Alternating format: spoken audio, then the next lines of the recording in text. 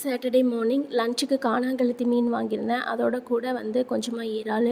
மீன் குழம்புக்கு தேவையான அளவு எண்ணெய் ஊற்றிட்டு கொஞ்சம் வெந்தயம், கொஞ்சம் கடுகு, அதோட கூட கொஞ்சம் வெங்காயம், வெள்ளைப்பூண்டு, பச்சை மிளகாய் எல்லாம் போட்டு வதக்கிட்டு கொஞ்சமாக தக்காளி சேர்த்து நல்லா வதக்கி எடுத்துட்டேன். உப்பு வெங்காயம் வதங்கும் போதே போட்டேன். அதுக்கப்புறம் கொஞ்சம் மஞ்சத்தூள், தேவையான அளவு மசாலாலாம் சேர்த்து நல்லா வதங்கினதும் புளி கரைச்சி ஊற்றியாச்சு. குழம்பு நல்லா கொதிச்சதும் மசாலா வாசனைலாம் போன பிறகு அரிஞ்சு வச்சிருந்த மீனையும் குழம்புல போட்டு நல்லா மூடியாச்சு.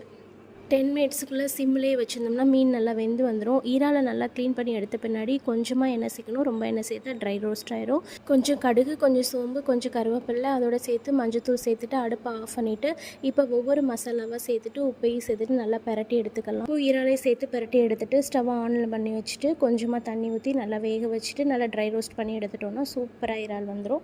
இறால் வறுத்த பாத்திரத்துலேயே கொஞ்சமாக சுடுசாதம் போட்டு இறாலோட சேர்த்து பரட்டி எடுத்து கொடுத்துட்டோம்னா என்னுடைய கணவருக்கு ரொம்ப பிடிக்கும். நல்லா சாப்பிட்டுப்பார்.